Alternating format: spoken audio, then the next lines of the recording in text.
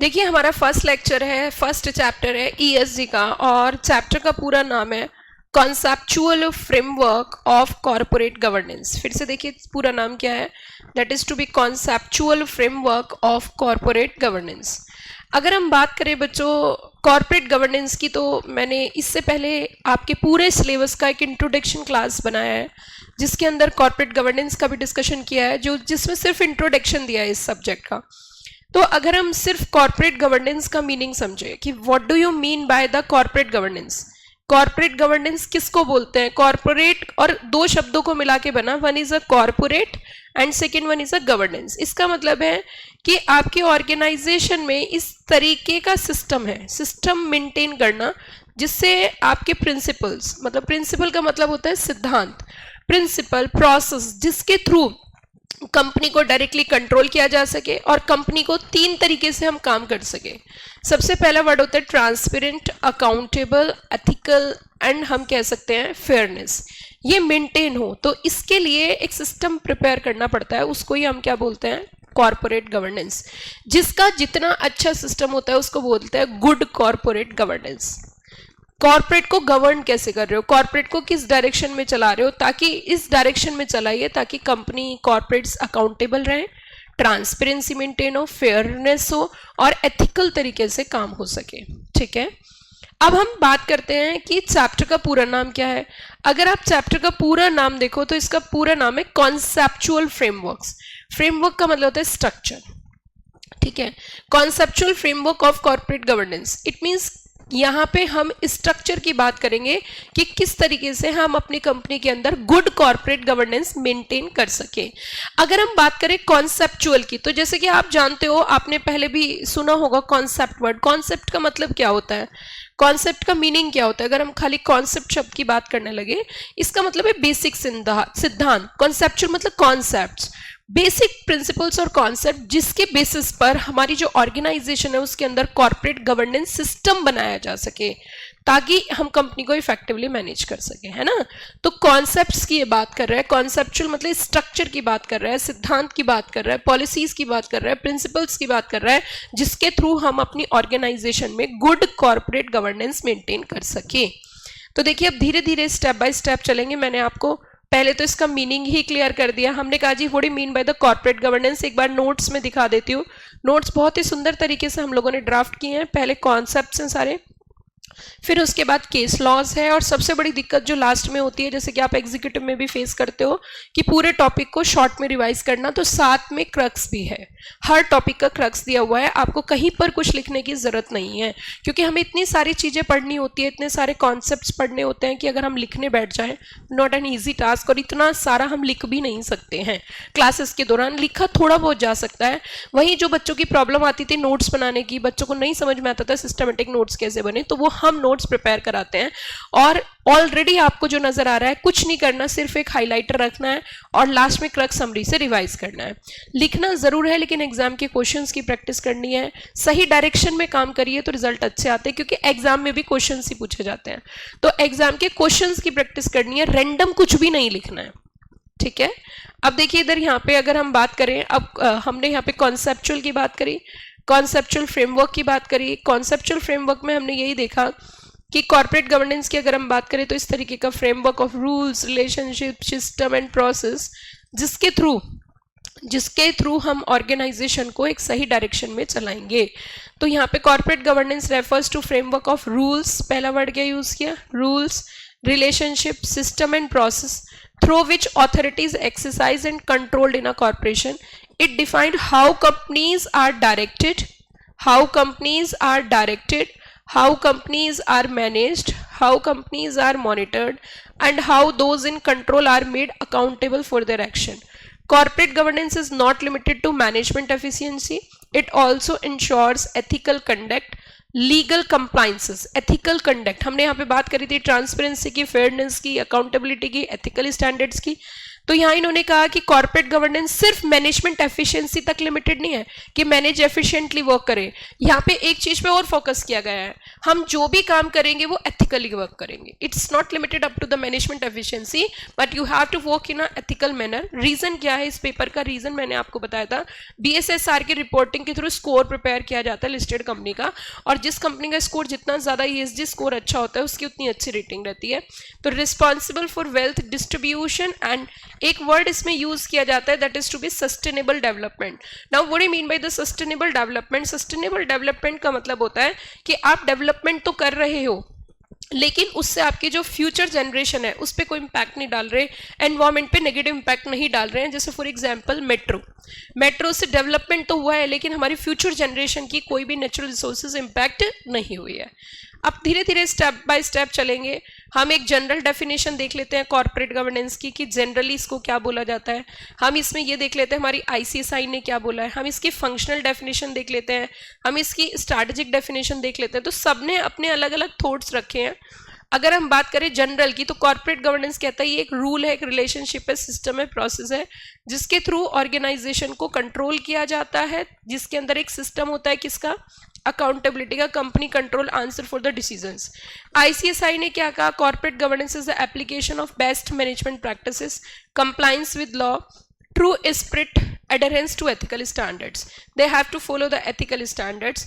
इसका main aim है effective management, equitable distribution of what? Wealth का इक्विटेबल डिस्ट्रीब्यूशन होना चाहिए, and discharge of social responsibility for sustainable development of stake holders. आगे अगर हम फंक्शनल डेफिनेशन की बात करें, corporate governance consist of process, custom, policies, laws, institutions जिससे organisations are to be directed and क्या हो सके? कंट्रोल हो सके। तो इस तरीके से इसमें मल्टीपल डेफिनेशंस दी गई है, लेकिन इसका कोर प्रिंसिपल्स बताइए।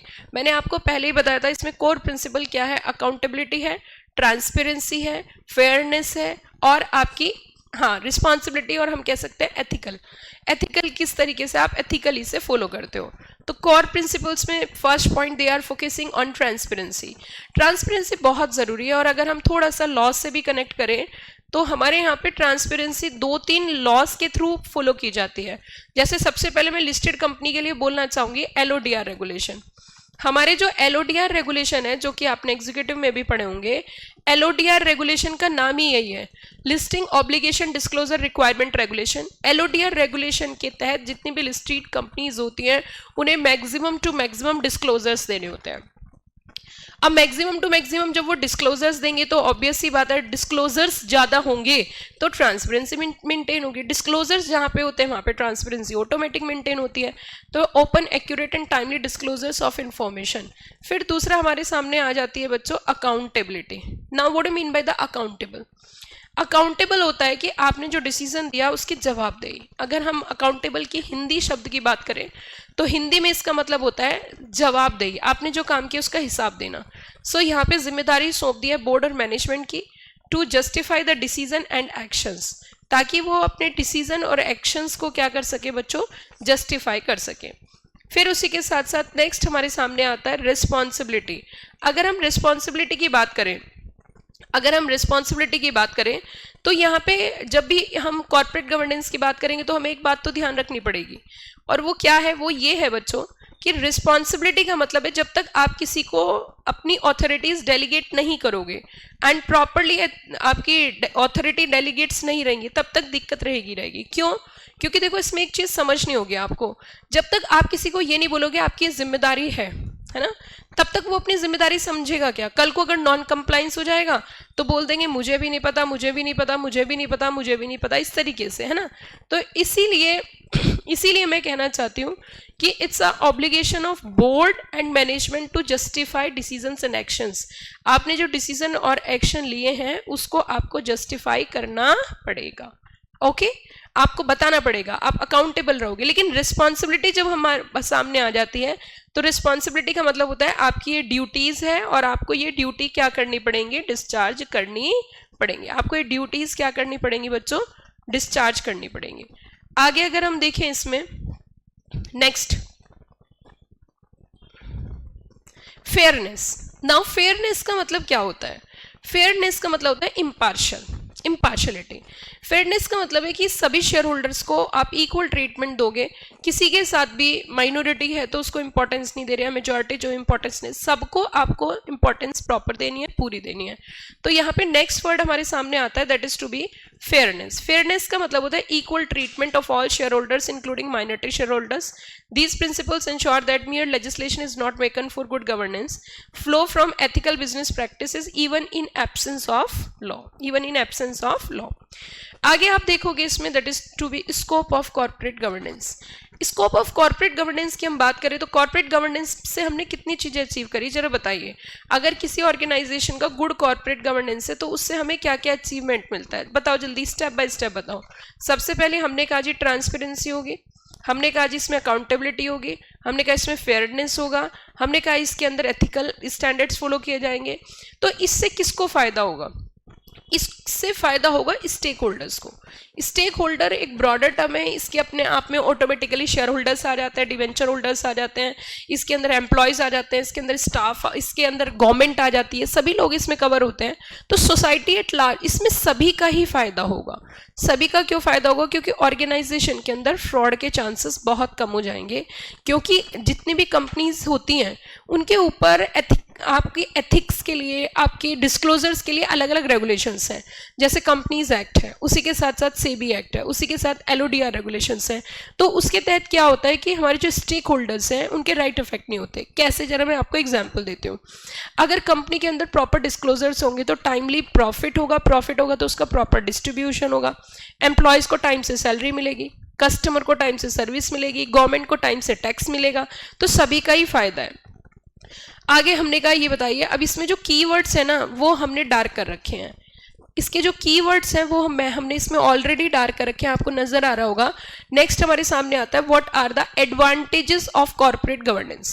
मतलब कॉर्पोरेट गवर्नेंस के एडवांटेजेस क्या हैं, क्या क्या फायदा है, किस तरीके से आप इसको अचीव कर सकते हो, व्हाट आर द बेनिफिट्स, है ना। तो एडवांटेजेस ऑफ कॉर्पोरेट गवर्नेंस की अगर हम बात करें, ensure corporate success and economic growth. क्या बोला इन्होंने, एंश्योर कॉर्पोरेट सक्सेस एंड साथ में क्या बताया, इकोनॉमिक ग्रोथ। तो एक तो कॉर्पोरेट सक्सेस मिलता है। कॉर्पोरेट सक्सेस क्यों मिलता है ये भी समझने वाली बात है। कॉर्पोरेट सक्सेस इसलिए मिलेगा कि जब ऑर्गेनाइजेशन में प्रॉपर ट्रांसपेरेंसी आप मेंटेन करोगे तो ऑब्वियस सी बात है ट्रांसपेरेंसी से ऑर्गेनाइजेशन सक्सेसफुल होगी, फ्रॉड के चांसेस बहुत कम हो जाएंगे, है ना। और जो हमारे कंपनी का इन्वेस्टर है वो कॉन्फिडेंस में रहेगा, फ्रॉड और मिसमैनेजमेंट बिल्कुल रुक जाएगा और लॉन्ग टर्म और सस्टेनेबल ग्रोथ मेंटेन होगी। तो कॉर्पोरेट सक्सेस का मतलब क्या होता है, यही तो होता है कि इन्वेस्टर का कॉन्फिडेंस अच्छा हो गया, फ्रॉड मिसमैनेजमेंट रुक गया और लॉन्ग टर्म सस्टेनेबल ग्रोथ है। तो हमारा कॉर्पोरेट को क्या मिलेगा, सक्सेस। और इकोनॉमी ग्रो होगी। इकोनॉमी क्यों ग्रो होगी, जितनी ज्यादा कंपनीज अगर डाउन में जाती हैं तो उसका सबसे ज्यादा नुकसान इकोनॉमी को होता है। कैसे, जरा बताओ। अगर एक कंपनी बंद होती है तो उस कंपनी के बंद होने से सबको नुकसान है। उस कंपनी में जो एम्प्लॉयज काम करते हैं उनको भी नुकसान है, उस कंपनी से सरकार को भी लॉस है क्योंकि उससे टैक्स नहीं मिलेगा, जितने भी लोग उससे कनेक्टेड है सबको नुकसान होता है। तो एक कंपनी अच्छा ग्रो करती है तो सभी को उसका क्या मिलता है, फायदा मिलता है। दूसरा बताओ क्या है, स्ट्रॉन्ग इन्वेस्टर्स कॉन्फिडेंस। क्यों, क्योंकि जब डिस्क्लोजर अच्छे होते हैं, ट्रांसपेरेंसी मेंटेन होती है तो हमारे जितने भी स्टेक होल्डर्स होते हैं, शेयर होल्डर्स होते हैं, उनके मन में ये नहीं रहता कि कंपनी कुछ गलत कर रही है, जो भी कर रही है आपको सब शो कर रही है। तो इससे क्या होता है, कहीं ना कहीं हम कह सकते हैं एक अच्छा स्ट्रॉन्ग रिलेशनशिप मेंटेन होता है। Positively impact on share price and market valuation, क्योंकि जो कंपनी के अंदर है वही कंपनी के बाहर है और सब कुछ शेयर किया जा रहा है। Align interest of owner and management, reduces what, क्या रिड्यूस होता है इससे, करप्शन, क्योंकि एथिक्स फॉलो हो रहा है। मिसमैनेजमेंट नहीं होता, क्यों, क्योंकि बोर्ड को अकाउंटेबल और रिस्पॉन्सिबल बोला जा रहा है। और वेस्टेज, और इससे हमारे ब्रांड की क्या क्रिएट होती है, reputation. Protect the interest of majority and minority share holder, कैसे जरा बताना, क्योंकि ऑर्गेनाइजेशन में क्या मेंटेन करते हैं, फेयरनेस। फेयरनेस यही बोलती है कि हम सबको इक्वली क्या करेंगे, ट्रीट करेंगे। एंड इसमें इन्होंने आगे बोला कि it help in long term sustainability and growth. Obvious सी बात है, जिस ऑर्गेनाइजेशन में फ्रॉड नहीं होंगे, चीटिंग नहीं होगी, डिस्क्लोजर्स बहुत होंगे, अकाउंटेबिलिटी होगी, रिस्पॉन्सिबिलिटी होगी, तो वो लॉन्ग टर्म सर्वाइव करेगी। फिर अब हम धीरे धीरे ये समझेंगे, ये तो एडवांटेज की बात करिए, अब हम ये समझेंगे, ये बताइए what is the need of corporate governance. मतलब हमें जरूरत क्या पड़ी, अगर हम बात करें कॉर्पोरेट गवर्नेंस की, हमें इसकी क्या नीड थी, ये तो हमने फायदे समझे। अब इसकी कोई भी ऑर्गेनाइजेशन कॉर्पोरेट गवर्नेंस क्यों मेंटेन करे, इससे उसे क्या फायदा हो सकता है, ये हम समझते हैं। क्या कोई बच्चा बता सकता है कि कॉर्पोरेट गवर्नेंस के क्या क्या फायदे होंगे? तो देखो सिंपल सी बात है, हर कंपनी ये चाहती है मेरा नाम अच्छा हो, मेरा नाम खराब ना हो, है ना। और जब उसका नाम ही खराब हो जाता है तो उस पर कोई ट्रस्ट नहीं करता, ना तो शेयर होल्डर पैसे देते, ना डिबेंचर होल्डर पैसे देते, ना बैंक लोन देता है, और इवन जो नए सप्लायर कस्टमर है वो भी उस कंपनी के साथ कनेक्ट नहीं होना चाहते। ओवरऑल कंपनी को नुकसान होता है। हमने कहा ये बताइए कि नीड क्या थी, क्यों जरूरी है टू क्रिएट कल्चर ऑफ, अगर हम चाहते हैं ऑर्गेनाइजेशन में क्या रहे, ट्रांसपेरेंसी, अगर हम चाहते हैं ऑर्गेनाइजेशन में क्या रहे, अकाउंटेबिलिटी, हम चाहते हैं ऑर्गेनाइजेशन में क्या रहे, डिस्क्लोजर, तो इसके लिए हमें बहुत ज़्यादा ज़रूरी है कॉर्पोरेट गवर्नेंस को फॉलो करना। तो अब धीरे धीरे स्टेप बाय स्टेप देखेंगे। सबसे पहले कॉर्पोरेट परफॉर्मेंस। अगर कॉर्पोरेट परफॉर्मेंस की बात करें, साउंड गवर्नेंस इंप्रूव किसमें, decision making, succession planning and long term profitability. Enhanced investors trust, ये किसको एनहेंस करते हैं, इन्वेस्टर के ट्रस्ट को। High level of what, disclosure, पे governance and board accountability, encourage investment. Better access to global market, international investor prefer company with credible and globally accepted governance. Combating corruption, corruption कैसे कम होता है, fraud और unethical practice stop हो जाती है। क्यों, क्योंकि वहां पे ऑर्गेनाइजेशन में क्या होता है, ऑडिट, और जब स्ट्रांग ऑडिट होगा तो हम करप्शन होने ही नहीं देंगे। इजी फाइनेंस फ्रॉम इंस्टीट्यूशंस, बताइए फाइनेंस इजी फाइनेंस क्यों मिलेगा, क्योंकि जिस कंपनी में फ्रॉड नहीं होते हैं उस कंपनी से हर कोई जुड़ना चाहता है, हर कोई ये चाहेगा कि company transparent and neat and clean है, हम इसे दे सकते हैं। Enhance valuation, reduce risk, future में जो है हमारे कॉर्पोरेट क्राइसिस होने के भी चांसेस कम रहेंगे। क्यों, क्योंकि ऑर्गेनाइजेशन में सब कुछ ट्रांसपेरेंसी मैनर में काम हो रहा है। Accountability to investors, accountability to investors, हमने कहा कि आपने देखा, हमने यहाँ पे एक चीज समझी कि अकाउंटेबिलिटी का मतलब है जवाबदेही। जब आप टाइम से डिस्क्लोजर दोगे तो इन्वेस्टर के लिए आप हमेशा क्या कर लोगे, प्रॉपर तरीके से टाइमली और एक्यूरेट डिस्क्लोजर करोगे, तो इससे इन्वेस्टर भी खुश रहेगा कि भाई जब भी हम चाहते हैं हमें पूरे तरीके से क्या दी जाती है, जानकारी दी जाती है। अब मैं ना इसके ना कुछ एग्जाम्पल्स आपको बताती हूँ, कुछ एग्जाम्पल्स आप समझना। मान के चलिए पहला एग्जाम्पल हम लेते हैं, मान के चलिए कंपनी का बीओडी है ना, और कंपनी के जो बीओडी होते हैं, board of directors are the responsible person. Board of director इस चीज को श्योर करते हैं कि हमारे जो फाइनेंशियल स्टेटमेंट्स हैं, फाइनेंशियल स्टेटमेंट में क्या क्या आते हैं, फाइनेंशियल स्टेटमेंट बैलेंस शीट आती है, profit and loss account, cash flow statement. तो ये जो हमारे फाइनेंशियल स्टेटमेंट है ये वेरीफाई किए जाने चाहिए किससे, इंडिपेंडेंट ऑडिटर से। मैंने एक वर्ड यूज किया इसमें, इंडिपेंडेंट ऑडिटर। क्या बोला मैंने, इंडिपेंडेंट ऑडिटर। तो देखो ये कॉर्पोरेट गवर्नेंस है। क्यों बताओ, क्यों है कॉर्पोरेट गवर्नेंस, क्योंकि हमने एक खुली छूट दे दी। Financial statements are prepared by the board. हमने कहा भैया हमारे फाइनेंशियल स्टेटमेंट ऑडिट कराइए, किससे, इंडिपेंडेंट ऑडिटर, क्योंकि हमने कुछ गलत किया है, ना हमें कोई डर है। तो इससे क्या मेंटेन हो रहा है, कॉर्पोरेट गवर्नेंस, और क्या फॉलो की जा रही है, ट्रांसपेरेंसी। पहला एग्जांपल समझ में आया। दूसरी चीज समझिए जरा, ये तो हमने बोर्ड की ओवरसाइट की बात करी। अब मैं आपको एक और एग्जांपल देती हूँ। मान के चलिए कंपनी में एजीएम हुई, एजीएम में शेयर होल्डर्स को वोटिंग राइट्स दिया गया, और जैसे कि आप जानते हो कि शेयर होल्डर्स के पास वोटिंग राइट्स होता ही है, ताकि वो इंपॉर्टेंट डिसीजन जैसे कि डायरेक्टर का अपॉइंटमेंट करना, और आपके ऑडिटर को अपॉइंट करना, अपने अकाउंट्स को अडॉप्ट करना, ये सारी चीजें होती हैं। तो ये जो राइट दिया जा रहा है, इस तरीके का जो प्रॉपर राइट दिया जा रहा है ट्रांसपेरेंसी के तहत, ये भी क्या है, कॉर्पोरेट गवर्नेंस। क्यों, क्योंकि हम अकाउंटेबल हैं। हम जब जनरल मीटिंग करेंगे तो उसमें आपको बताएंगे कि हमने क्या कमाया, क्या बचाया और क्या गवाया, और आप अपनी बात रख सकते हो। तो यहाँ पे भी क्या है बच्चों, प्रोटेक्शन ऑफ शेयर होल्डर्स, ये भी एक कॉर्पोरेट गवर्नेंस ही है।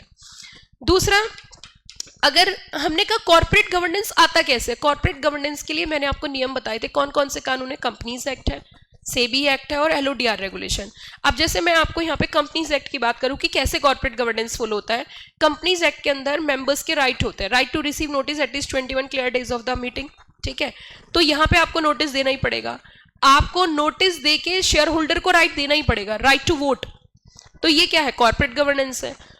उसी के साथ साथ और एग्जाम्पल देती हूँ मैं आपको, और तीसरा एग्जाम्पल और देती हूँ। 2 एग्जाम्पल समझ में है, थर्ड एग्जाम्पल सुनिए। जैसे आपने CSR सुना होगा, कॉर्पोरेट सोशल रिस्पॉन्सिबिलिटी। कंपनी अपने मतलब कंपनी को जो प्रॉफिट्स हो रहे हैं, कंपनी अपने प्रॉफिट का कुछ हिस्सा एजुकेशन या एनवायरमेंट की प्रोटेक्शन पर, सोशल वेलफेयर पर स्पेंड करती है, या कोई भी सोशल वेलफेयर के लिए स्टेप ले रही है, ये भी कॉर्पोरेट गवर्नेंस है। क्यों? क्योंकि एनवायरमेंट को प्रोटेक्ट कर रहे हैं हम, है ना। लेकिन ये किससे आया? सेक्शन नंबर 135 से। तो हमारा कंपनीज एक्ट भी कॉर्पोरेट गवर्नेंस को फॉलो करने में हेल्प करता है। बताइए किससे आया? सेक्शन 135 से। आपको कंपलसरी करना पड़ेगा। और एग्जाम्पल देती हूँ मैं, क्योंकि कंपनीज एक्ट के बहुत सारे एग्जाम्पल हैं जिसमें गुड कॉर्पोरेट गवर्नेंस के एग्जाम्पल्स हैं। इंडिपेंडेंट डायरेक्टर, जब हम सेक्शन नंबर 149 की बात करते हैं तो आपने देखा हो कंपनी का जो बोर्ड है, बोर्ड में इंडिपेंडेंट डायरेक्टर्स अपॉइंट किए जाते हैं, और इंडिपेंडेंट डायरेक्टर्स जब अपॉइंट होते हैं ताकि मैनेजमेंट में जो डिसीजन वो अनबायस्ड डिसीजन हो। So it's a example of good corporate governance, जो कि कंपलसरी है। गुड गवर्नेंस प्रैक्टिस है पर कंपलसरी है। किसके तहत? सेक्शन नंबर 149 के तहत। कोई दिक्कत बच्चों? यहां तक एक एक एग्जाम्पल समझ में आ रहा है कैसे कॉर्पोरेट गवर्नेंस होता क्या है, कॉर्पोरेट गवर्नेंस के फायदे क्या हैं, कॉर्पोरेट गवर्नेंस किस कानून के तहत ज्यादा फॉलो किया जाता है। तो जैसे मैंने अभी बहुत सारे एग्जाम्पल दिए आपको, किसके? कंपनीज एक्ट के। कैसे? जरा देखिए, हमने कहा जैसे मैं रियल एग्जाम्पल अगर आपको दूं, रियल एग्जाम्पल इंडिया का, तो टाटा ग्रुप को स्ट्रॉन्ग कॉर्पोरेट गवर्नेंस, जो हमारी टाटा ग्रुप है उसमें स्ट्रॉन्ग कॉर्पोरेट गवर्नेंस फॉलो किया जाता है। ये रियल लाइफ एग्जाम्पल है। मतलब इंडिया के अंदर अगर सबसे अच्छी गुड कॉर्पोरेट गवर्नेंस प्रैक्टिसेस अगर कहीं फॉलो की जाती है वो टाटा में की जाती हैं। एथिकल तरीके से वहां पे काम होता है। बताइए यहां तक कोई प्रॉब्लम हो तो बताओ। क्लियर हो गया? बिल्कुल क्लियर हो गया सब बच्चों का। May I proceed for next topic. अब देखो इसमें ना, अब क्या है आपके सामने? केस लॉ है। केस लॉ है। अब मैं केस लॉ बताती हूँ जरा। Satyam computer services limited face a massive accounting fraud. बहुत बड़ा फ्रॉड हुआ था सत्यम स्कैम का, क्योंकि उनके यहाँ पे क्या हुए थे? फाल्सिफिकेशन ऑफ अकाउंट्स था, झूठे विंडो ड्रेसिंग की गई थी और शो किया गया था कि कंपनी को ह्यूज प्रॉफिट्स है, जबकि कंपनी को ह्यूज प्रॉफिट्स नहीं थे। कंपनी ने एक और कंपनी बना ली थी मायाटास के नाम पे, और उस कंपनी के सारे प्रॉफिट्स निकाल के उसमें लगा दिए थे, इन्वेस्टर्स का पैसा निकाल के। फिर बाद में वो कंपनी रियल एस्टेट की थी, कुछ अच्छा कर नहीं पाई, तो उसकी वजह से उसके झूठ बोलता रहा। सत्यम कंपनी के जो प्रमोटर राजू थे वो झूठ बोलते रहे बहुत सालों तक कि नहीं कंपनी प्रॉफिट में है, कंपनी प्रॉफिट में है, जबकि कंपनी एक्चुअल में प्रॉफिट में नहीं थी। आगे देखिए, whether failure to board oversight independent directors and audit mechanism amounted to poor corporate governance. Scandal expose serious governance failure. Yes of course independent director भी था, ऑडिट भी हुआ था, लेकिन इसके बावजूद भी किसी भी तरीके से वहां पे फ्रॉड को नहीं बचाया जा सका। अब इसमें एक रियल लाइफ एग्जांपल और देख लीजिए। A listed company with independent director, audit committee, oversight, transfer, disclosure attract institutional foreign investor to reduce cost of capital. जब बाहर की कोई कंपनी इंडियन कंपनी में पैसा इन्वेस्ट करती है तो वो ये देखती है क्या कंपनी के अंदर, क्या ऑर्गेनाइजेशन के अंदर ऑडिट कमेटी है, क्या ऑर्गेनाइजेशन के अंदर इंडिपेंडेंट डायरेक्टर्स हैं, क्या ऑर्गेनाइजेशन में ट्रांसपेरेंट डिस्क्लोजर्स फॉलो किए जा रहे हैं, LODR अप्लाई हो रहा है। तो उसको देख के ना बाहर की इन्वेस्टर्स भी ज्वाइन करती हैं। उनको ऐसा लगता है कि ऑर्गेनाइजेशन काफ़ी अच्छा कर रहे हैं, तो हम इसमें क्या करते हैं? ज्वाइन करते हैं। अब हमने जो भी टॉपिक यहाँ पे पढ़ा अभी तक, जो भी हमने टॉपिक पढ़ा है उसको एक बार क्रक्स फॉर्म में रिवाइज कर लेते हैं। तो देखिए सबसे पहले मीनिंग की बात करते हैं। System of direction, control and accountability. तो system of direction, control and accountability की अगर हम बात करें, फोकस ये किस चीज पे फोकस कर रहा है? That is to be board governance, not to the day to day management. Core principle इसकी 3 चीजें क्या क्या जरा बताओ? Transparency, accountability and third one is responsibility. Stakeholder, employ, society, government. Objective क्या है? Sustainable growth and stakeholders value, need investor trust, risk reduction, ethical conduct. Essence governance flow from ethics, not only for law.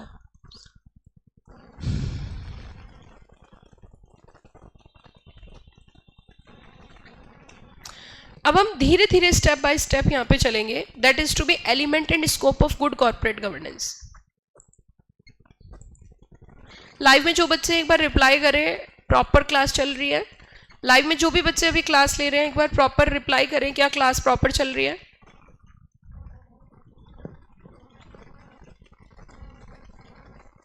Live में जो बच्चे classes attend कर रहे हैं please एक बार रिप्लाई करें।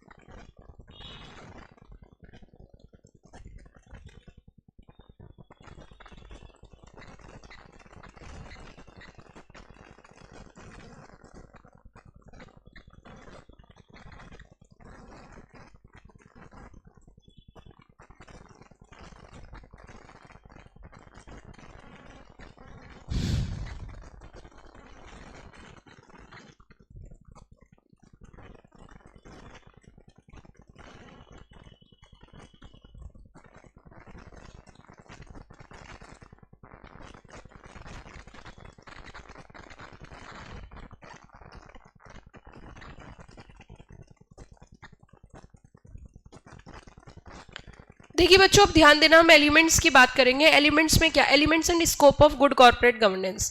सबसे पहले role and power of board. हम यहाँ पे समझते हैं कि बोर्ड की क्या पावर है गुड कॉर्पोरेट। वर्ड यहाँ पे कॉर्पोरेट गवर्नेंस नहीं यूज हुआ, यहाँ पे वर्ड यूज हुआ है गुड कॉर्पोरेट गवर्नेंस। क्या वर्ड यूज किया जरा बताना, गुड कॉर्पोरेट गवर्नेंस।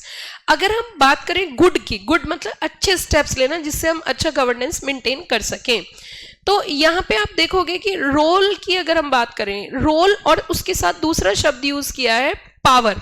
ऐसा नहीं खाली एक वर्ड यूज किया हो, साथ में रोल भी वर्ड यूज किया, पावर भी वर्ड यूज किया। किसका, बोर्ड का क्या रोल है, बोर्ड के पास क्या पावर है, किस चीज के लिए। मेन चीज है that is to be good. Good मतलब बहुत अच्छा, गुड कॉर्पोरेट गवर्नेंस। अब कॉर्पोरेट गवर्नेंस जब भी वर्ड आता है तो हमारे सामने चार चीजें आती हैं। हमारे सामने सबसे पहली चीजें आती है, कहीं ना कहीं हम कह सकते हैं ट्रांसपेरेंसी। हमारे सामने दूसरा वर्ड आता है अकाउंटेबिलिटी। हमारे सामने तीसरा वर्ड आता है फेयरनेस। हमारे सामने चौथा वर्ड आता है एथिक्स। तो अगर हम गुड कॉर्पोरेट गवर्नेंस की बात करें कि इनको कहाँ कहाँ पावर्स दी गई है और इनका क्या रोल है, वो जरा समझते हैं। तो बहुत ही ध्यान से बच्चों जरा समझना कि role and power of the board की अगर हम बात करें तो board of director is the primary link. अब सुनना ध्यान से, primary link between company and its stakeholder. इनका एक मेन लिंकिंग होता है। प्रॉपर डायरेक्शन देने का काम किसका है, बोर्ड का। प्रॉपर सुपरविजन और कंट्रोल करने का काम किसका है, बोर्ड का। तो रोल क्या रहता है, एक तो स्ट्रैटेजिक डायरेक्शंस देते हैं। क्या बताया मैंने, क्या वर्ड यूज किया, सब, क्योंकि डायरेक्टर का नाम ही डायरेक्शन से ही इसका नाम पड़ा है डायरेक्टर। तो ये एक स्ट्रैटेजिक लॉन्ग टर्म गोल को ध्यान में रखते हुए एक डिसीजन मेकिंग और एक सही पॉलिसीज तैयार करते हैं। जैसे कि आप यहाँ पे देखोगे, directors are elected by shareholders and appoint senior officer, compensation, dividend policy etcetera. Good governance में क्या जरूरी है, गुड गवर्नेंस में एक चीज करना जरूरी है कि आपको एक काम करना पड़ेगा, रोल में डिमार्केशन करना होगा। ये नहीं कि एक ही व्यक्ति कई सारे रोल फॉलो कर रहा है। जैसे पॉलिसी बनाने का भी उसका ही काम है और मॉनिटरिंग का भी उसका ही काम है। फॉर एग्जाम्पल, चीफ CFO है या CEO प्लस MD है, तो मतलब CEO का मतलब क्या, चीफ एग्जीक्यूटिव ऑफिसर, और MD का मतलब मैनेजिंग डायरेक्टर। पॉलिसी भी खुद ही बना रहे हैं और चेक भी खुद ही कर रहे हैं, ओवरसाइट भी खुद कर रहे हैं। तो वो डिमार्केशन करना जरूरी है। तो इन्होंने कहा कि clear demarcation between power and responsibilities of the board like CEO and MD to prevent overlap and blame shifting. Blame को शिफ्ट ना कर सके, जिसका काम पॉलिसीज बनाने का वो पॉलिसीज करे और जिसका काम उन पॉलिसी को मॉनिटर करने का वो मॉनिटर करे। पॉलिसी भी खुद ही बना रहा है, एग्जीक्यूट भी खुद ही कर रहा है, मॉनिटर भी खुद कर रहा है, तो चीजें सही तरीके से नहीं हो पाती हैं। तो पहला पॉइंट इसमें आता है डिमार्केशन ऑफ रोल। एक व्यक्ति एक से अधिक पद नहीं रख सकता। एक व्यक्ति अगर एक काम करेगा तो उसी को करेगा, इससे अधिक उसके पास पावर्स नहीं होंगी। आगे हम देखें कंपनीज एक्ट की अगर हम बात करें तो जैसे कमेटीज होती हैं, ऑडिट कमेटी है ना, नॉमिनेशन रेमुनरेशन कमेटी, तो उनका डिमार्केशन रूल है, उनको पता है कि उनको क्या काम करना है। तो देखो यहाँ पे जैसे फॉर एक एग्जाम्पल भी दिया, एक एग्जाम्पल यहाँ पे इन्होंने रखा है, a board that clearly document which decisions need to be board approval versus management delegation. Management delegations, misuse power in areas of related party dealing and senior hiring. मैं इसका कुछ एग्जांपल देती हूँ, आप नोट्स कर सकते हो। जैसे मान के चलिए स्ट्रैटेजिक डायरेक्शन देना, आप पॉइंट लिख सकते हो, रोल क्या है। पहली चीज है सही डायरेक्शन देना, दूसरी चीज है सही पॉलिसीज बनाना, पॉलिसी फॉर्मुलेशन, पॉलिसी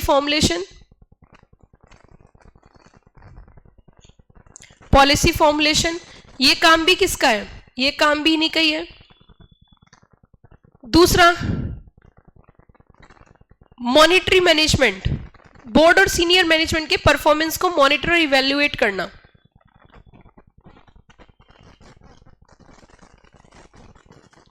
बोर्ड के क्या बोला हमने, सीनियर मैनेजमेंट के परफॉर्मेंस को ऑपरेट करना, मॉनिटर करना। शेयर होल्डर्स के राइट की प्रोटेक्शन करना, प्रोटेक्शन ऑफ शेयर होल्डर्स।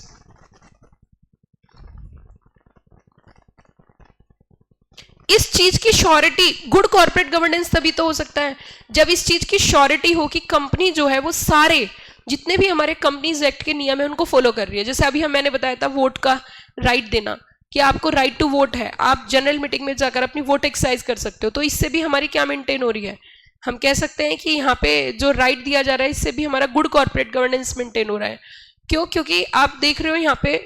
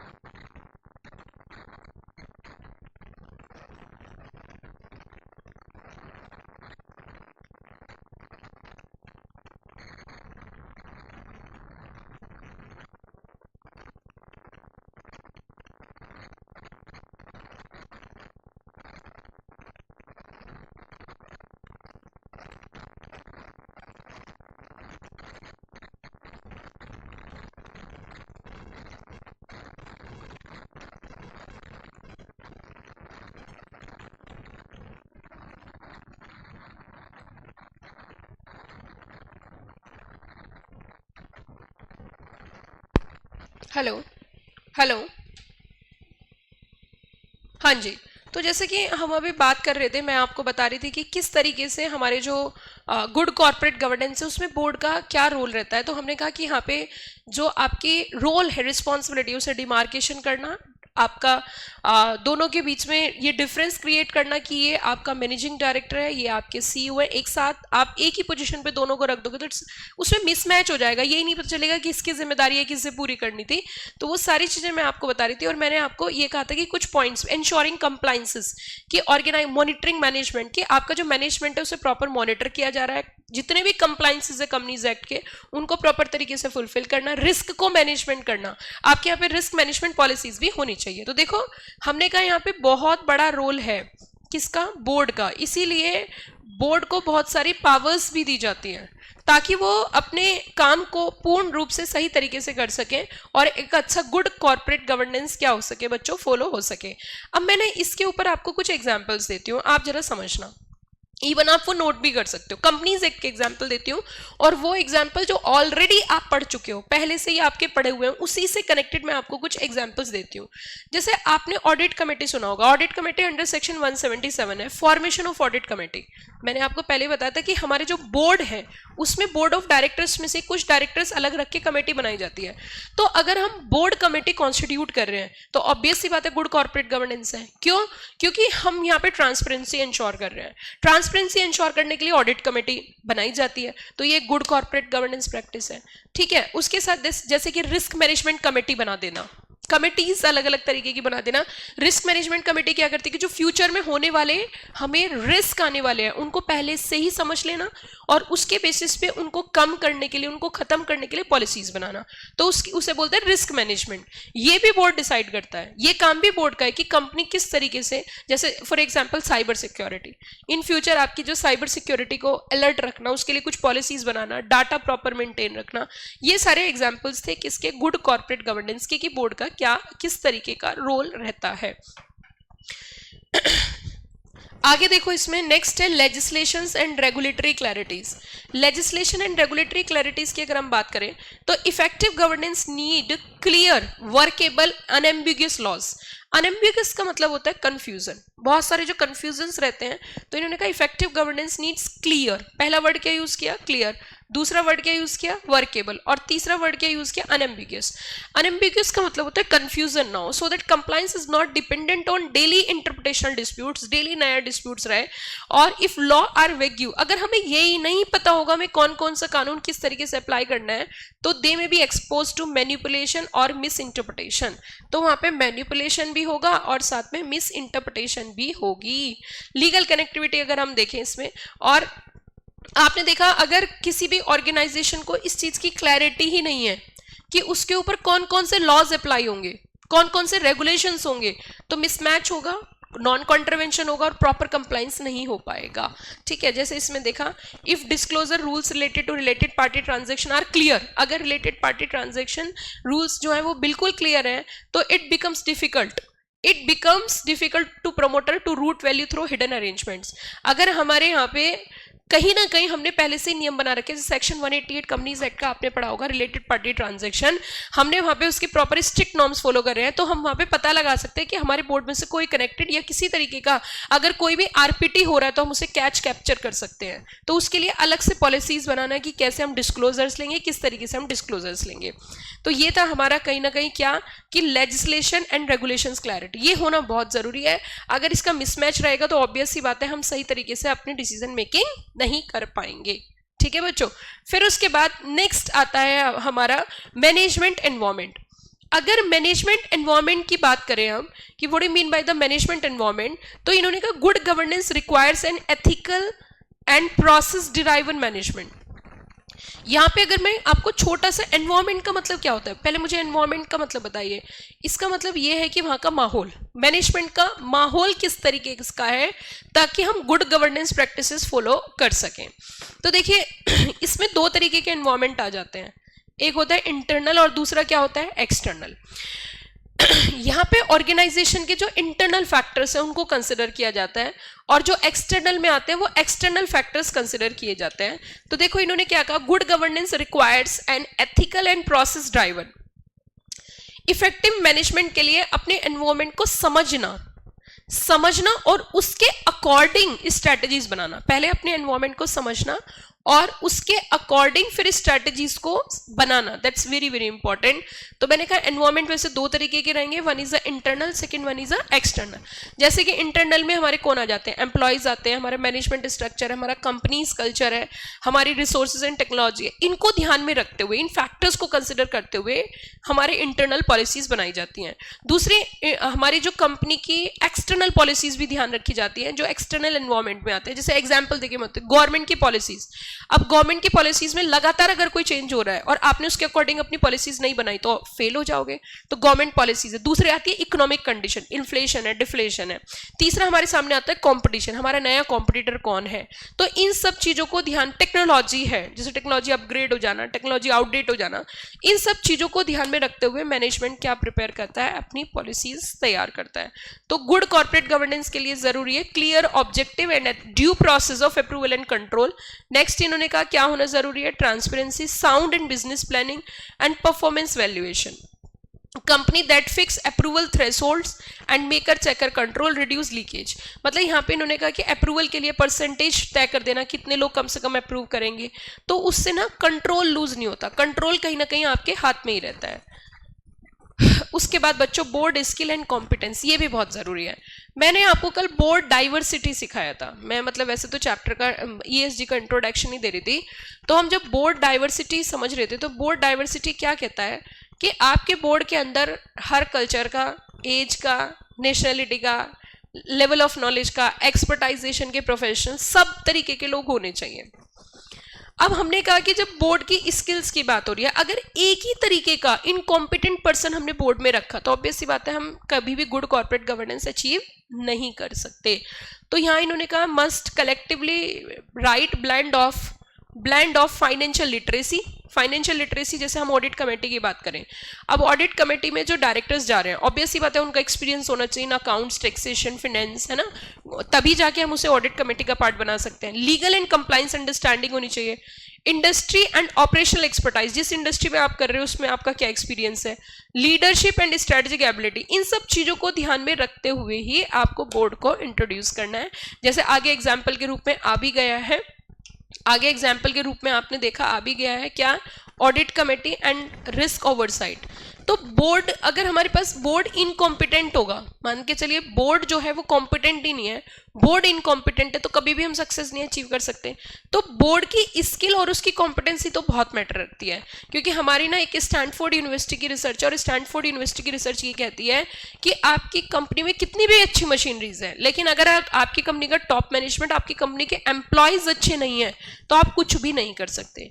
तो हमें अगर सक्सेस अचीव करना है तो उसके लिए सबसे ज्यादा जरूरी है कि हमारे जो बोर्ड है वो कहीं ना कहीं कॉम्पिटेंट होना चाहिए। अगर हमारा बोर्ड कॉम्पिटेंट नहीं है तो कभी भी हम सक्सेस अचीव नहीं कर सकते। ठीक है जी। तो देखो यहाँ पे इन्होंने अलग अलग स्किल्स की भी बात करी है, जैसे कि मैं आपको एक एग्जांपल देके बताऊं, फाइनेंशियल नॉलेज। फाइनेंशियल नॉलेज मतलब हमारे डायरेक्टर्स जो है वो फाइनेंस और अकाउंटिंग की अंडरस्टैंडिंग रखते हो, उसके साथ साथ पता चला बोर्ड में जो डायरेक्टर है उसको फाइनेंशियल स्टेटमेंट पढ़ने ही नहीं आते, उसके पास फाइनेंशियल स्किल है ही नहीं, फाइनेंशियल नॉलेज है ही नहीं। दूसरी चीज होती है डायरेक्टर्स का नाम ही डायरेक्शन से आया, तो स्ट्रैटेजिक थिंकिंग, जब तक उनके पास स्ट्रैटेजिक थिंकिंग नहीं होगी वो बहुत अच्छा अचीव नहीं कर सकते। तो स्ट्रैटेजिक थिंकिंग होना बहुत ज़्यादा ज़रूरी है। फिर उसी के साथ साथ आगे आप देखो कि आप जिस इंडस्ट्री में वर्क कर रहे हो, जैसे हमने अभी इसमें बात करा था इंडस्ट्री एक्सपर्टाइज, आप जिस इंडस्ट्री में वर्क कर रहे हो उस इंडस्ट्री का आपके पास क्या ज्ञान है। डायरेक्टर को इंडस्ट्री और मार्केट कंडीशन की अंडरस्टैंडिंग होना चाहिए। आप ऑटोमोबाइल में काम कर रहे हो तो ऑटोमोबाइल, आप बेसिकली बैंकिंग इंडस्ट्री में हो तो बैंकिंग इंडस्ट्री, है ना। उसके बाद लीगल एंड रेगुलेटरी नॉलेज, आपको कंपनीज एक्ट की तो बेसिक नॉलेज होना बहुत ही जरूरी है। इट मीन्स बोर्ड को इंपॉर्टेंट लॉज जैसे कंपनीज एक्ट है इन सब की नॉलेज होना जरूरी है। रिस्क एंड मैनेजमेंट स्किल्स आपको आनी चाहिए। और एक होती है लीडरशिप एंड डिसीजन मेकिंग, मतलब बोर्ड के पास, बोर्ड ऑफ डायरेक्टर्स जो है, बोर्ड के जो मेंबर्स हैं उनके अंदर स्ट्रॉन्ग लीडरशिप क्वालिटी होना जरूरी है, क्योंकि उन्हें पूरी कंपनी रन करनी है, पूरी ऑर्गेनाइजेशन को आके लेके जाना, और इफेक्टिव डिसीजन मेकिंग। ठीक है बच्चों, तो ये हमने जो कवर अप किया, ये क्या कवर अप किया देख लीजिए एक बार, that is to be elements and scope of good corporate governance. ये हमने सारे एलिमेंट्स और एलिमेंट्स के ऊपर हमने वर्क किया कि क्या क्या हमारे एलिमेंट्स होने चाहिए। तो ये फर्स्ट हमारा था रोल एंड पावर, दूसरा लेजिस्लेशन, तीसरा मैनेजमेंट एनवायरनमेंट, चौथा हमारा बोर्ड स्किल एंड कॉम्पिटेंस, है ना। अब देखो जैसे मैं आपको एक एग्जांपल देती हूँ, मैं सबके ना एग्जांपल भी देते हुए चल रही हूँ ताकि सीएस प्रोफेशनल का लेवल और एग्जीक्यूटिव में थोड़ा डिफरेंस होता है। यहाँ पे हमारी नॉलेज जो है ना वो डीप होनी चाहिए, थोरो और इंटरलिंकिंग होनी चाहिए। आपने देखा दायरा कितना बड़ा है कि हम कंपनीज एक्ट से कितना लिंक करते हैं। अब बोर्ड स्किल के ऊपर मैं आपको एक एग्जाम्पल देना चाहती हूँ। जैसे कि फाइनेंशियल एक्सपर्टाइज की हमने अभी अभी बात करी, कंपनी के बोर्ड में अगर सीए है ना, सीए डायरेक्टर है, जिसको अगर कंपनी के बोर्ड में हमारे सीए है तो ऑब्वियस सी बात है जितने भी फाइनेंशियल स्टेटमेंट है उस पर उनकी पकड़ बहुत अच्छी होगी, एंड चाहकर भी उनको कोई फ्यूचर में क्या नहीं कर सकता, पागल नहीं बना सकता, और ऑडिट रिपोर्ट को वो प्रॉपर्ली एनालाइज कर सकते हैं। तो इससे हमें क्या फायदा हुआ, उनके पास फाइनेंशियल स्किल है। कैसी स्किल है?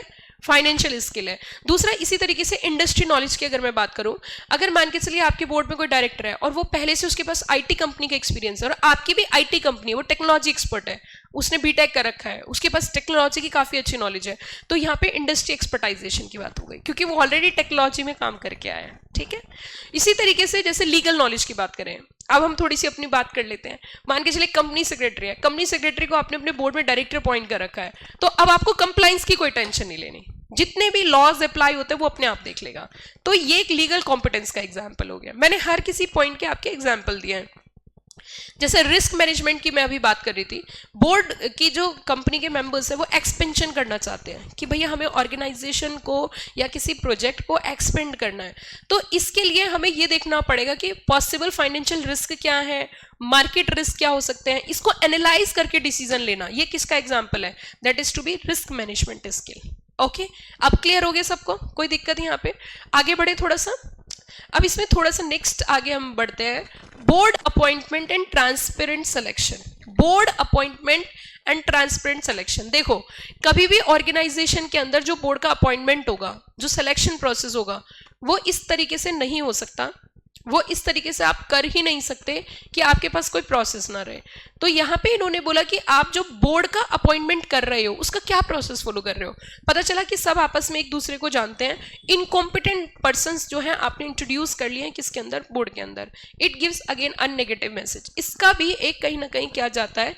नेगेटिव मैसेज जाता है। तो बोर्ड का जो आप अपॉइंटमेंट करोगे उसका प्रोसेस सही होना बहुत जरूरी है। प्रोसेस मतलब ट्रांसपेरेंसी, बोर्ड अपॉइंटमेंट एंड साथ में क्या बोल रहे हैं ये? ट्रांसपेरेंट। ट्रांसपेरेंसी का मतलब क्या होता है? ट्रांसपेरेंसी का मतलब होता है पारदर्शिता। इट मींस आप ट्रांसपेरेंसी कितना फॉलो कर रहे हो, ये बहुत जरूरी है। जैसे इसमें कहा board position should be filled after structured search and to find out the competent individual, not merely relation based nomination, है ना। उसके बाद appointment reappointment should follow well defined procedure, meeting statutory governance. जैसे कई बार क्या हो सकता है कि हमारी जो नॉमिनेशन कमेटी होती है ना, नॉमिनेशन कमेटी सिलेक्ट कर रही है, और वो किस बेसिस पर सिलेक्ट कर रही है? पर्सन की क्वालिफिकेशन, पर्सन का एक्सपीरियंस, पर्सन की मार्कशीट, रिजल्ट, उसके किस तरीके का रिजल्ट है, किस तरीके की रैंकिंग है, मेरिट बेस्ड सिलेक्शन। ये नहीं है कि आपको उठाया किसी को भी सिलेक्ट कर लिया, मेरिट लगाई, उसके बेसिस पर उन्होंने सिलेक्शन रखा। ओके, और उसी के साथ साथ इक्वल अपॉर्चुनिटी दो। इक्वल अपॉर्चुनिटी मतलब ये नहीं कि कोई भी डायरेक्टर आ रहा है, सबको प्रॉपर मौका मिलना चाहिए। अगर वो कॉम्पिटेंट होगा तो उसका सिलेक्शन होगा। शेयर होल्डर से अप्रूवल रखो। तो यहाँ पे इन्होंने बहुत सारे, अगर लीगल फ्रेमवर्क की बात करें तो देखो, डायरेक्टर को अपॉइंट करने के लिए हमारे यहाँ पे जो लीगल फ्रेमवर्क है वो कंपनीज एक्ट है, और कंपनीज एक्ट में एलओडीआर रेगुलेशन है। कंपनीज एक्ट में सेक्शन 164 फॉलो करना पड़ता है, that is to be disqualification. आपको वो चीज ध्यान रखनी है। जब भी कभी हम डायरेक्टर को अपॉइंट करेंगे तो ये सारी डिस्क्वालिफिकेशन चेक करते हुए तभी हम उसे अपॉइंट करेंगे। तो वही चीज है कि ट्रांसपेरेंसी, प्लस डायरेक्टर अपॉइंट होगा तो उसका फॉर्म फाइल करेंगे आरओसी के पास, ठीक है, रिपोर्टिंग देंगे आरओसी को कि हमने डायरेक्टर को क्या कर लिया? अपॉइंट। डायरेक्टर रिजाइन करेगा तो रेजिग्नेशन फॉर्म भी जाएगा। डायरेक्टर की अगर हम रेम्यूनरेशन इंक्रीज करेंगे तो वो ऐसे ही नहीं कर देंगे, that is to be decided by NRC committee. आपकी परफॉर्मेंस के बेसिस पर परफॉर्मेंस अप्रेजल के बेसिस पर एनालाइज होने के बाद डिसीजन मेकिंग होगी। ओके, आगे देखिए, नेक्स्ट है बच्चों, that is to be board induction and continuous training. ये तो बात है ही, कभी भी अगर आप कोई चीज सीखने की बात होती है, जिस दिन सीखना बंद उस दिन जीतना बंद। आप कितने भी एक्सपर्ट हो लेकिन आप कुछ भी नया नहीं सीख रहे तो बहुत गलत हो जाता है। तो पेंसिल से आप लिख सकते हो, what do you mean by the board induction. Board को इंड्यूस करना, बोर्ड के लिए ट्रेनिंग्स ऑर्गेनाइज करना कि बोर्ड इंडक्शन एक्चुअली होता क्या है ना। बोर्ड इंडक्शन किसको बोलते हैं? बोर्ड इंडक्शन का मतलब क्या है? बोर्ड इंडक्शन का मतलब है कि कंपनी के अंदर जो नए अपॉइंटेड डायरेक्टर्स हैं उसको कंपनी के बिजनेस स्ट्रैटेजी, पॉलिसीज और रिस्पॉन्सिबिलिटी के बारे में प्रॉपर ओरिएंटेशन देना और ट्रेनिंग, ताकि बोर्ड की ड्यूटीज इफेक्टिवली परफॉर्म कर सके। मैंने बहुत सिंपल शब्दों में आपको बताया कि ऑर्गेनाइजेशन में आपकी कंपनी में अगर कोई नया बोर्ड आ जाता है, कोई नए डायरेक्टर्स आते हैं, तो उन डायरेक्टर्स को अपनी सारी चीज़ों की ट्रेनिंग प्रोवाइड करना, पॉलिसीज के बारे में बताना, ऑर्गेनाइजेशन के बारे में सारा रूबरू कराना। तो इसे हम क्या बोलते हैं? Board induction. बोर्ड इंडक्शन किसका होगा? बोर्ड इंडक्शन हमारा होगा न्यू का। जो नए ऑर्गेनाइजेशन के अंदर जो नए लोग आएंगे उनका इंडक्शन होगा, और जो पहले से ही हैं उनकी लगातार क्या होगी बताइए? उनकी लगातार क्या होगी? ट्रेनिंग, है ना। जो पहले से ही हैं उनकी क्या की जाएगी? अरे यार चल जा, उनकी क्या की जाएगी बताना जरा? ट्रेनिंग। उनकी होगी ट्रेनिंग, और जो नए वाले होंगे उनका होगा ओरिएंटेशन। न्यू के लिए तो इंडक्शन है, और एग्जिस्टिंग के लिए क्या है बच्चों? ट्रेनिंग है। जो एग्जिस्टिंग है उनकी ट्रेनिंग की जाएगी, ताकि उन लगातार वो चीज़ों से अपडेट रहे, उन पे किसी तरीके की कोई दिक्कत ना रहे।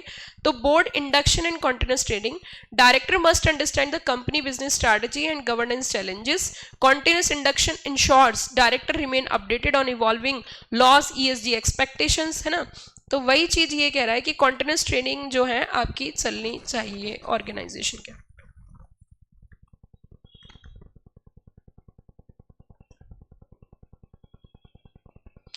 Director must understand the company business strategy, governance challenges, continuous education ensure director remain updated and evolve law। तो continuous training से क्या फायदा होता है कि जितने डायरेक्टर्स होते हैं, जो एग्जिस्टिंग डायरेक्टर्स है वो अपडेट रहेंगे, वो उनको पता रहेगा क्या नए चेंजेस होने वाले हैं। और इससे ट्रेनिंग से सबसे बड़ा फायदा ये होता है कि नॉन कॉन्ट्रावेंशंस नहीं होते हैं, किसी भी तरीके का कॉन्ट्रावेंशन नहीं होगा। नेक्स्ट आती है बच्चों बोर्ड इंडिपेंडेंस।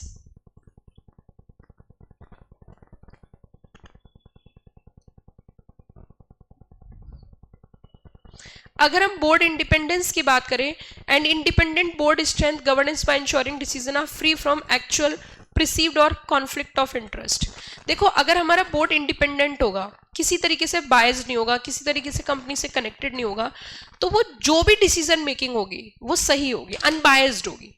अगर कंपनी के बोर्ड की इंडिपेंडेंस नहीं होगी, वो किसी ना किसी से कंपनी में XYZ तरीके से कनेक्टेड है, रिलेटेड है, तो जो डिसीजन मेकिंग होगी उसमें बायसनेस आ जाएगी।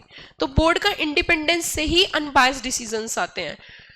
तो यहाँ पे इन्होंने कहा कि अगर ऑर्गेनाइजेशन के अंदर जो आपके इंडिपेंडेंट डायरेक्टर्स होते हैं, आपके जितने हैं हमारे ऑर्गेनाइजेशन के अंदर इंडिपेंडेंट डायरेक्टर्स होते हैं, उनका लॉजिक यही तो होता है कि इंडिपेंडेंट डायरेक्टर का अगर आप क्राइटेरिया देखो सेक्शन 149 में, वो यही तो दिया है कि बोर्ड अगर इंडिपेंडेंट रहेगा तो ऑब्वियस सी बात है उनकी डिसीजन जो आएंगे फ्यूचर में वो कॉन्फ्लिक्ट नहीं होंगे, अनबायस्ड डिसीजन होंगे, सही डिसीजन होंगे। Directors are free from any influences, मतलब डायरेक्टर्स के ऊपर किसी तरीके का कोई इन्फ्लुएंस नहीं है। एंड अगर इन्फ्लुएंस नहीं है तो they can take proper decision and promote and can take decision in the best interest of the company and the stakeholders. वो अपना फायदा नहीं देखेंगे, वो किसका फायदा देखेंगे बच्चों? कंपनी का फायदा देखेंगे कि कंपनी का क्या क्या फायदा है। जैसे सबसे पहले बोर्ड इंडिपेंडेंस किससे आएगा? एग्जाम्पल देके बता रही हूँ, इंडिपेंडेंट डायरेक्टर से। क्योंकि इंडिपेंडेंट डायरेक्टर का अगर आप सिलेक्शन ही देखो तो उसका क्राइटेरिया इतना बड़ा है सेक्शन 149 में कि चेक करते करते करते करते इवन कंपनी नहीं, कंपनी के साथ जो अदर ग्रुप कंपनीज है उनको भी चेक किया जाता है कि उससे भी उनका कनेक्शन नहीं होना चाहिए, जिसे मैं शॉर्ट में पढ़ाती हूँ हैज या cash, holding company, associate company, subsidiary company, financial interest पे भी फोकस किया। तो बोर्ड इंडिपेंडेंस में सबसे पहला डिसीजन किसका होना जरूरी है? Independent director. दूसरा, इसके अंदर जो आपकी डिसीजन मेकिंग है, जो डिसीजन मेकिंग होगी वो इंडिपेंडेंट डायरेक्टर्स और अनबायस्ड डिसीजन लेते हैं। जब इंडिपेंडेंट डायरेक्टर रहेगा तो मैंने आपको पहले ही बताया कि वहां पे किसी तरीके की कोई बायसनेस नहीं रहेगी। प्लस साथ में माइनॉरिटी जो है वहां पे उनका भी ध्यान रखा जाएगा, ये नहीं कि मेजोरिटी शेयर होल्डर से इन्फ्लुएंस लेके रह के डिसीजन मेकिंग होगी, तो जो हमारे माइनॉरिटीज होंगे उनको भी ध्यान में रखा जाएगा। मॉनिटरिंग होगी। अब देखो, good governance require a proper balance between क्या? इंडिपेंडेंट एंड साथ में executive and non-independent directors, legally conducted. Independence principles are central to listed company governance under SEBI LODR and support audit and related party oversight. क्या बताया मैंने? related party oversight. Board meeting and quality decision making. Board meeting and quality decision making की अगर हम बात करें, director must devote adequate time and prepare for meeting by reviewing agenda papers. Directors ऐसे नहीं आ जाएंगे कि बिना कुछ पढ़े और आ गए. जब नोटिस जाता है तो एजेंडा भी जाता है, तो वो एजेंडा को गो थ्रू करेंगे, एजेंडा को सारा समझेंगे और उसके बाद कोई डिसीजन मेकिंग होगी. Board meetings are the formal platform for decision making, monitoring direction. Good meeting require well structured agenda, relevant papers circulated sufficiently and time for deliberation and recording of decision. उसके बाद इसमें next आता है code of conduct and ethical culture. अब अगर मैं बात करूं कोड ऑफ कंडक्ट की, what do mean by the code of conduct? Code of conduct actually बोलते किसे हैं? कोड ऑफ कंडक्ट एक्चुअल में होता क्या है वो जरा समझिए. What do you mean by the code of conduct? किसको कहते हैं कोड ऑफ कंडक्ट? आपने पहले भी पढ़ा होगा. कोड ऑफ कंडक्ट का मतलब होता है इंटरनल रूल्स एंड रेगुलेशंस, है ना. कोड ऑफ कंडक्ट जिस भी ऑर्गेनाइजेशन की हम बात करेंगे तो उसके अंदर जो है हमारे इंटरनल रूल्स एंड रेगुलेशंस होते हैं, तो उसे हम बोलते हैं कोड ऑफ कंडक्ट. अब दूसरा इसमें वर्ड यूज किया है ethical culture. What do you mean by the ethical? Ethics से आप क्या समझते हैं? जो भी बच्चे फटाफट से बताएं. What do mean by the ethical? Ethical से, एथिक्स से हम क्या समझते हैं? What do mean bye ethically? किसको कहते हैं एथिकली? देखो अब मैं यहाँ पे थोड़ा सा बताती हूँ आपको. यहाँ पे आपके जो रिटन कोड ऑफ कंडक्ट होंगे, मतलब रिटन आपके नियम जो होंगे, essential must be clearly communicated. एक तो आप उसे प्रॉपर तरीके से कम्युनिकेट करोगे, दूसरा वो प्रॉपरली अंडरस्टूड होने चाहिए. क्या बताया मैंने? Properly understood and enforced. System should periodically evaluate adherence where feasible, recognise compliance to encourage क्या? Ethical culture. लीगल कनेक्टिविटी भी इसमें दी है, जैसे whistle blowing mechanism. What I mean by the whistle blowing mechanism? अगर विसल ब्लोइंग मैकेनिज्म की हम बात करें तो विसल ब्लोइंग मैकेनिज्म में क्या कॉन्सेप्ट होता है कि ऑर्गेनाइजेशन के अंदर अगर किसी भी तरीके का कोई अनएथिकल एक्ट होता है तो आप रिपोर्ट कर सकते हैं ऑडिट कमेटी को, और वो विक्टिम के राइट्स की क्या करेगी? प्रोटेक्शन करेगी, विक्टिमाइजेशन को प्रोटेक्ट करेगी. तो ये कहीं ना कहीं हम कह सकते हैं सबसे अच्छा एग्जाम्पल है हमारे सामने कि किस तरीके से हम अच्छे एथिक्स फॉलो कर रहे हैं, backed by code of conduct and bribery. और मतलब बेसिकली ऑर्गेनाइजेशन में जो आपकी डिसीजन मेकिंग हो रही है वो ट्रांसपेरेंट मैनर में हो रही है. यहाँ तक कोई दिक्कत? यहाँ तक कोई दिक्कत? Code of conduct and ethical culture. Code of conduct and ethical culture, जब आप बुक्स रखो तो साथ में एक पेंसिल भी रखना, एक हाइलाइटर भी रखना, ताकि कीवर्ड्स जो हैं बहुत अच्छी तरीके से क्या कर सके? कॉप अप कर सके. तो अगर हम देखिए बच्चों, मैं इसका एक एग्जांपल और बताती हूँ आपको और क्लैरिटी हो, क्योंकि प्रोफेशनल में ना आपके नॉलेज ही आपके काम आएगी. लिखने में आपकी वोकैबुलरी जितनी बड़ी होगी, जितनी बड़ी डिक्शनरी होगी, उतना आपके लिए आसान होगा. जैसे मैं आपको एक एग्जांपल देती हूँ. सपोज करिए कॉन्फ्लिक्ट ऑफ इंटरेस्ट का एक एग्जांपल दे रही हूँ. कॉन्फ्लिक्ट ऑफ इंटरेस्ट का मतलब है कि डायरेक्टर का पर्सनल बेनिफिट है. जैसे कि आप सभी बच्चे जानते हो एक सेक्शन है disclosure of interest, section number 184. 184 के तहत जितने भी डायरेक्टर्स अपॉइंट होते हैं उन्हें पहले से पहले डिस्क्लोज कर देना चाहिए कि हमारा ये इंटरेस्ट है इस कंपनी में. वो जब आप पढ़ोगे आगे चल के आएगा और आपने पहले भी पढ़ा हुआ होगा. अगर कंपनी कोई भी कॉन्ट्रैक्ट अपने रिलेटिव के साथ कर रही है तो इसमें हमारा कोड ऑफ कंडक्ट ये आता है कि आपको ये चीज डिस्क्लोज करनी पड़ेगी, क्योंकि किसमें कवर होगा? रिलेटेड पार्टी ट्रांजैक्शन में. कॉन्फ्लिक्ट ऑफ इंटरेस्ट हो सकता है, वहां पे आपको फिर जो बोर्ड मीटिंग होगी उसमें आप पार्टिसिपेट नहीं करोगे. ठीक है बच्चों जी, क्लियर हो गया यहाँ तक? कोई दिक्कत? चलिए अब देखो यहाँ तक हमने रखा. अब जितने भी बच्चे लाइव में क्लास ले रहे हैं, अभी तक मैंने जो भी चीजें आपको कवर अप कराई, इसमें किसी बच्चे को कोई डाउट हो तो प्लीज बताइए. यहां तक जो हमने प्रोविजन पढ़ा, इसमें किसी भी बच्चे को कोई दिक्कत हो तो प्लीज बताइए. Anybody having any doubt right now? तो हम हर टॉपिक को जब पढ़ेंगे तो उस टॉपिक के लास्ट में फिर हम एक क्रक्स समरी भी समझेंगे. उसमें लास्ट में फिर हमारी एक क्रक्स समरी भी रहेगी, कंबाइंड क्रक्स रहेगा, जिसमें हम सारी चीजें कवर अप करते हुए चलेंगे. Okay, it's a 60 page chapter. 60 ये 60 पेज का चैप्टर है. बहुत डिटेल में हम लोग जाएंगे, एक एक चीज को अच्छी तरीके से समझेंगे और समझकर पूरा प्रॉपर समझकर अंडरस्टैंडिंग के साथ, एग्जाम्पल्स के साथ, क्रक समरी के साथ हम आगे बढ़ेंगे ताकि कॉन्सेप्ट्स बिल्डअप हो, ठीक है। और लिखना सिर्फ और सिर्फ एग्जाम के क्वेश्चन से, बाकी कुछ भी नहीं। जितने भी एग्जाम के क्वेश्चन है सिर्फ वही लिखने हैं, और बाकी आपको अननेसेसरी कुछ भी लिखने की जरूरत नहीं है, क्योंकि आपके पास स्ट्रक्चर्ड सब कुछ है, सब कुछ आपके पास स्ट्रक्चर में है। ओके, चलिए जी। लाइव में जो भी बच्चा अगर किसी को कोई डाउट है तो पूछ सकते हैं।